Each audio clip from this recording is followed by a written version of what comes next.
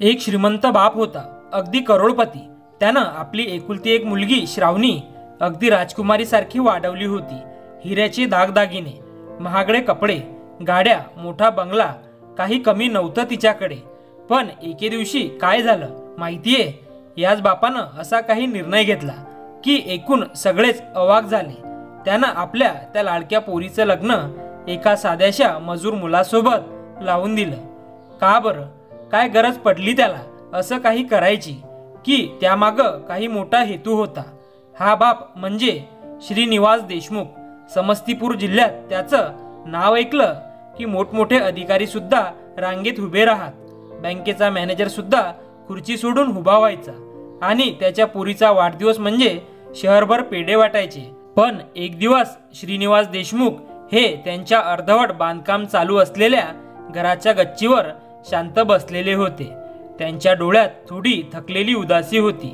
आजूबाजूला सगळीकडे गोंगाट, कुठं विटा पडत होत्या, कुठं सिमेंट कालवत होते, कुठं पाईप जोडले जात होते.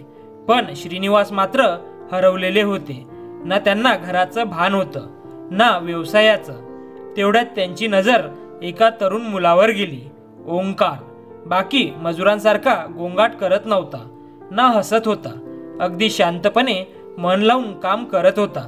बघताना वाटत होतं हा गरिबीत वाढलेला मुलगा आहे, पण तोंड खाली घालून नव्हे, छाती ताणून जगतो. श्रीनिवास काही वेळ त्याच्याकडे बघत राहिले. मग हळूहळू जिना उतरून त्या ओंकार जवळ गेले. अरे बाळा, नाव काय रे तुझं? ओंकार, तो अगदी सरळपणे म्हणाला. कधीपासून करतोस हे काम? बाबा, गेले त्या दिवसापासून.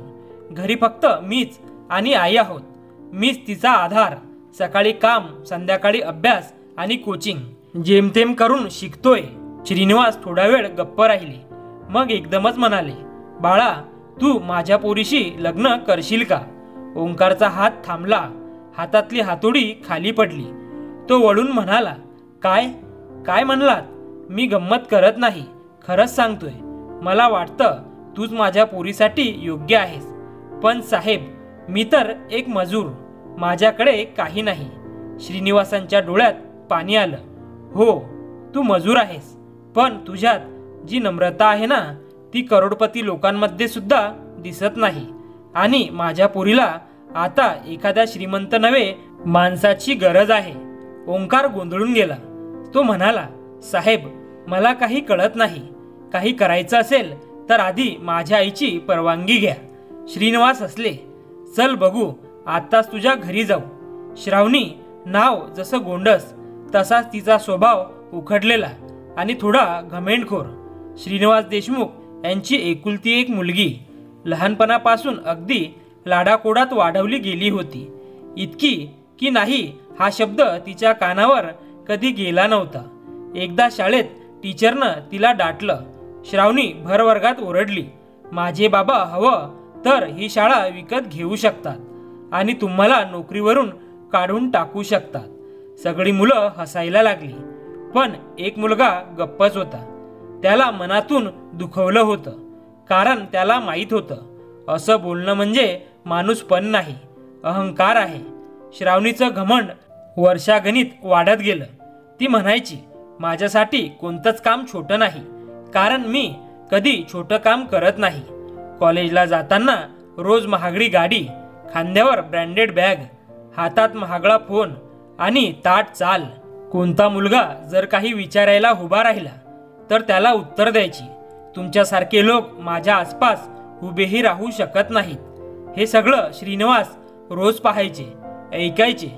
कॉलेजमधून, कोचिंग क्लासमधून फोन यायचे, सर, आपल्या मुलीला पैशाचा खूप गर्व आहे, ती इतर मुलांना कमी लेखते. श्रीनिवास तिला अनेकदा समजावत, बाळा, पैसा माणसाला मोठं करत नाही, विचार मोठं करतात. श्रावणी हसायची आणि म्हणायची, पप्पा, तुम्ही आता म्हातारे झालेत. आजकाल लोक इज्जत पैशामुळे देतात आणि पैसा माझ्याकडे भरपूर आहे. श्रीनिवास काही बोलायचे नाहीत. त्यांची बायको नेहमी म्हणायची, श्रावणीला थोडं आवरा, उद्या लग्न झालं की हे असं वागणं चालणार नाही. श्रीनिवास विचारात पडायचे, कुठेतरी माझ्याच वागणुकीत चूक झाली का? आणि त्या चुकीचा पहिला धक्का त्यांना तेव्हा बसला जेव्हा घरात काम करणारी मीनू, जिला लहानपणापासून श्रावणीसोबत वाढवलं होतं, ती एक परफ्यूमची बाटली हातात घेऊन फक्त बघत होती. श्रावणी आत आली आणि आरडाओरडा करत म्हणाली, या बाटलीला तू हात कसा लावलास? काय हक्क आहे तुला? चोरी करतेस काय? मीनू घाबरून म्हणाली, दीदी मी फक्त बघत होते. खूप छान सुगंध आहे. वाटलं एक दिवस मी पण घेईन. श्रावणी चिडून म्हणाली, मला दीदी म्हणायची तुझ्यात हिंमत कशी झाली? तुझ्या 10 महिन्याच्या पगारातही ही बाटली येणार नाही. स्वप्न पाहायचं बंद कर. मीनूच्या डोळ्यात पाणी आलं आणि हे सगळं श्रीनिवास तिथंच उभे राहून पाहत होते. ते संतापून ओरडले, श्रावणी आता पुरे. ही बाटली हिला दे आणि कान उघडून ऐक. ही मुलगीही या घरात तितक्याच सन्मानाची आहे जितकी तू. श्रावणी पाय आपटत निघून गेली. त्या रात्री श्रीनिवासांना झोपच लागली नाही. ते गच्चीवर उभे होते, एकटे शांत विचारात गडलेले. आकाशाकडे पाहत श्रीनिवास विचार करत होते, सगळं काही दिलं मी माझ्या पोरीला, पण एकच गोष्ट राहिली, माणुसकी. आणि त्या क्षणी त्यांनी एक मोठं ठरवलं. दुसऱ्याच दिवशी श्रावणीचं बँक खातं फ्रीज झालं. गाडीची चावी काढून घेतली गेली. घरातल्या सगळ्या खर्चावर आळा बसला. कॉलेजला जायचंय, ठीक आहे, एवढं ऑटोचं भाडं घे, काही बाकी मिळणार नाही. श्रावणी ओरडली, हे सगळं का करताय तुम्ही? या घरात माझाही हक्क आहे. श्रीनिवास शांतपणे म्हणाले, नाही ग, हे घर, ही संपत्ती सगळं तुझ्या भावाच्या नावावर आहे. मुलींना आपण सन्मान देतो, संपत्ती नाही. आणि जेव्हा त्या अहंकाराने भरतात तेव्हा काहीच उरत नाही. श्रावणी संतापून आत निघून गेली. आई समजवायला आली, बाळा तुझ्यासाठीच करताय पप्पा हे सगळं. श्रावणी ओरडली, मला कोणाकडून काही शिकायचं नाही. श्रीनिवास शांत बसले, पण आत कुठेतरी त्यांचं काहीतरी तुटून गेलं होतं. बऱ्याच रात्री जागून मनात विचारांचं वादळ घेऊन त्यांनी एक निर्णय घेतला. आपल्या घमेंडखोर मुलीला खरी जिंदगी शिकवायची आहे. त्यासाठी त्यांनी तिला त्या वाटेवर पाठवायचं ठरवलं जिथं ना श्रीमंती ना गाड्या, फक्त एक खराखुरा माणूस होता, ओंकार. तोच तो मजूर ज्याच्या डोळ्यात इमानदारी, बोलण्यात नम्रता आणि मनात सन्मान होता. त्याच संध्याकाळी श्रीनिवास ओंकारला घेऊन त्याच्या घराकडे गेले. एका मोडकळत झोपडीच्या आत एक आई चुलीवर भाकरी भाजत होती. तिला कल्पनाही नव्हती आज तिच्या दारात सगळ्यात मोठा निर्णय येणार होता. श्रीनिवास खाली मान घालून म्हणाले, बहीण, मी माझ्या मुलीचं लग्न तुमच्या मुलासोबत करायचं ठरवलंय. एकूण ओंकारची आई काही क्षण गडबडली, पण मग स्वतःशीच पुटपुटली, हे स्वप्न तर नसेल? थोडा वेळ शांतता होती. मग तिच्या डोळ्यातल्या मायेने उत्तर दिलं, जर तुम्ही माझ्या मुलाला इज्जत द्याल तर मी माझं लेकरू तुमच्याकडे सोपवायला तयार आहे. एका साध्या आईचा हा निर्णय एका श्रीमंत बापाच्या मुलीचं संपूर्ण आयुष्य बदलणार होता. लग्नाची तारीख ठरली. श्रीनिवासांनी कोणत्याही नातलगाला बोलावलं नाही. ना कार्ड छापलं, ना ढोल, ना बँड. फक्त एका साध्या मंदिरात साध्या कपड्यात एक लकीर कुंकवाची आणि एक मूक वचन. श्रावणी आणि ओंकार एकत्र बांधले गेले. श्रावणी अजूनही गप्प होती. तिच्या मनात विचार चालू होते, पप्पा मला फक्त घाबरवत आहेत. हा मुलगा खरा बिझनेसमॅन असणार. ही सगळी नाटक आहे. पण लग्नानंतर जेव्हा ओंकार एक जुनी खडखडाट करणारी व्हॅन घेऊन आला तेव्हा श्रावणीच्या कल्पनाचं महाल ढासळून गेला. ती फक्त डोळे विस्पारून पाहत राहिली. जेव्हा पहिल्यांदा तिने ओंकारच्या घराच्या दारावर पाऊल ठेवलं, एक छोटी गल्ली, कच्चा रस्ता, तुटलेलं दार, 2 छोट्या खोली, एका खोलीत शिलाई मशीन, दुसऱ्यात लाकडी पलंग आणि पंखा जो आवाज करत होता, ती स्तब्ध झाली. हेच का माझं सासर? ती बोलली. ओंकार हसून म्हणाला, हो श्रावणी, आता हेच तुझं घर आहे. श्रावणी चिडून म्हणाली, तू मला फसवलंस. मला वाटलं हे सगळं नाटक आहे. पप्पा मला इथे पाठवतील असं स्वप्नातही वाटलं नव्हतं.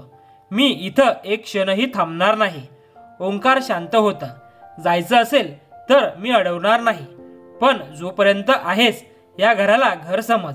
आई जवळ आली. बाळा, घर लहान आहे, पण आपण तुझ्यासोबत कधीच वाईट नाही करू. फक्त थोडं साथ हवं आहे. पण श्रावणी कुणाचंही ऐकायला तयार नव्हती. लग्नाच्या पहिल्याच दिवशी तिने ओंकारला सुनावलं, तुझ्याकडे आहे तरी काय? ना गाडी, ना पैसा, ना स्टँडर्ड, आणि मी काहीही डिझर्व करते. ओंकार थोडा वेळ गप्प होता. मग म्हणाला, माझ्याकडे आहे सन्मान, प्रेम आणि तुझ्यासाठी जागा. पण जर ते नको असेल तर मी तुझ्यावर काही लादणार नाही. त्यानंतरचे दिवस श्रावणीसाठी एक शिक्षा झाली. सकाळी उठली की छतावरून ऊन टपकतं. एसी नाही, गिझर नाही, स्वयंपाकघरात गॅस नाही, मातीची चूल. आई प्रेमानं म्हणायची, बाळा चल भाज्या घेऊन येऊ. ती म्हणायची, मी कुठल्या बाजारात नाही जाते. माझे ब्रँडेड स्टोअर असायचे. ओंकार ऑफिसला जायचा. परत येताना हसत विचारायचा, काही आणू का तुझ्यासाठी? ती उत्तर द्यायची, माझं जुनं आयुष्य आणू शकशील का? रात्री जेवण बनवायचं. श्रावणी एकटीच खायची. सासूशी बोलणं, तिच्यासोबत बसून जेवणं हे तिला कमीपणाचं वाटायचं. ओंकार हे सगळं गप्प बसून सहन करत होता. एक दिवस त्याची आई म्हणाली, बाळा तुझीच काही चूक झाली का? ओंकार शांतपणे म्हणाला, आई प्रेम दिलंय, कदाचित खूप जास्त, म्हणूनच त्याची किंमत कळत नाहीये. आई हसून म्हणाली, प्रेम जितकं शांत असतं ना तितकंच खोलवर जातं. आज नाही उद्या नक्कीच तुझं प्रेम तिच्या मनाला भिडेल. आणि तो दिवस आला जेव्हा श्रावणीला बाहेर नेण्याचा प्रस्ताव आला. ओंकार आणि त्याची आई म्हणाले, जवळ मेला भरलाय, चल फिरायला जाऊ. श्रावणीने चेहरा वाकडा केला. तुम्ही लोक जा, मला नाही यायचं. मला अशा मेल्यांमध्ये काही रस नाही. ओंकारनं फक्त एवढंच म्हणाला, ठीक आहे तर आम्ही निघतो, घराचं लक्ष ठेव. हे शब्द श्रावणीच्या छातीत जणू काही टोचलेच. जर लाईट गेली तर, जर कोणी आलं तर, मी एकटी काय करू? ती पटकन म्हणाली, ठीक आहे मी पण येते, पण माझ्या मर्जीप्रमाणे चालायला पाहिजे. ओंकार हसत म्हणाला, तुझ्या मर्जीप्रमाणेच तर माझं आयुष्य चालतंय. मेला काय चीज आहे. श्रावणी, ओंकार आणि त्याची आई मेळ्यात पोहोचले. सगळीकडे गर्दी, खेळणी, चाट, मिठाई यांचा वास. पण श्रावणीचं मन मात्र रिकामच होतं. ती म्हणू शकली असती, हे सगळं नको आहे, पण कुठेतरी तिच्या मनात ओंकारची शांतता, त्याच्या आईची ममता आणि त्यांच्या साध्या जगण्यात एक असं काहीतरी जाणवत होतं जे तिनं कधी अनुभवलंच नव्हतं. ती जुल्यांच्या रांगेत उभी होती. तेवढ्यात तिचं लक्ष गेलं रचनाकडे. कॉलेजमधली तिची मैत्रीण, जिला ती नेहमी म्हणायची, तू तर किस्मतवाली आहेस ग, करोडपतीशी लग्न झालंय तुझं. पण आज रचनाचा चेहरा उतरलेला होता. डोळ्याखालची काळी वर्तुळे, ओठांवर थकलेली हसू. अगं श्रावणी, तू इथे? रचनानं विचारलं. हो ग, आणि तू तर आता राणी झाली असशील, श्रावणी हसून म्हणाली.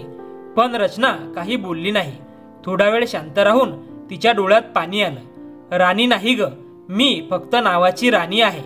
हो, लग्न झालंय करोडपतीशी, पण रोज वाटतं की आत्मा शिरडून टाकला जातोय, शरीर नाही. मन रोज रोज मरतय. माझा नवरा दारू पितो. जरा जरी काही म्हटलं की शिव्या, ताने, मार. सासू सासरे सगळं पाहतात पण गप्प बसतात. मी फक्त पैशांचं स्वप्न पाहिलं होतं, पण आज वाटतं काश एखाद्या साध्या चांगल्या मुलाशी लग्न झालं असतं. रचनाचे शब्द श्रावणीच्या नसानसात घुमत होते. तिला ओंकार आठवू लागला. तो रोज दमून घरी यायचा, पण तरीही हसायचा. कधी मोठ्याने बोलला नाही, नेहमी प्रेमाने हसायचा, कारण त्याला नातं जिंकायचं असायचं. त्याच मेळ्यात श्रावणीच्या मनात काहीतरी तुटलं. घरी गेल्यावर तिनं स्वतःमध्ये बदल करणं सुरू केलं. पहिल्यांदाच ती सासूपेक्षा लवकर उठली, बर्तनं धुतली, झाडू लावला, चुलीवर रोटी केली. पहिल्यांदा त्या भाजलेल्या रोटीची खरं प्रेमाने होणारी जळजळ अनुभवली. ओंकार ऑफिसला निघताना टिफिन हसून दिला. त्याच दिवशी मीठ थोडंसं कमी पडलं होतं, पण ओंकार म्हणाला, मीठ नाही, आज चव आयुष्याची होती. श्रावणीच्या डोळ्यात पहिल्यांदा समाधानाचे अश्रू होते. तिनं जुन्या कपड्यांचं गठ्ठ बांधून शेजारच्या मुलीला दिलं. सासू म्हणाली, आता तू फक्त सून नाहीस ग, माझी मुलगी झालीस. 6 महिने गेले. आता तिच्या हातात झाडू नव्हे तर मुलांची पुस्तकं होती. ती घराच्या कोपऱ्यात मुलांसाठी लायब्ररी चालू लागली. रोज थोडे पैसे वाचवत म्हणायची, एक दिवस हे घर मी सुंदर करीन, पण प्रेमानं, कर्जानं नाही. आणि एक दिवस दारावर टकटक झाली. दारी उभे होते श्रीनिवास आणि त्यांची पत्नी. श्रावणीने दार उघडलं.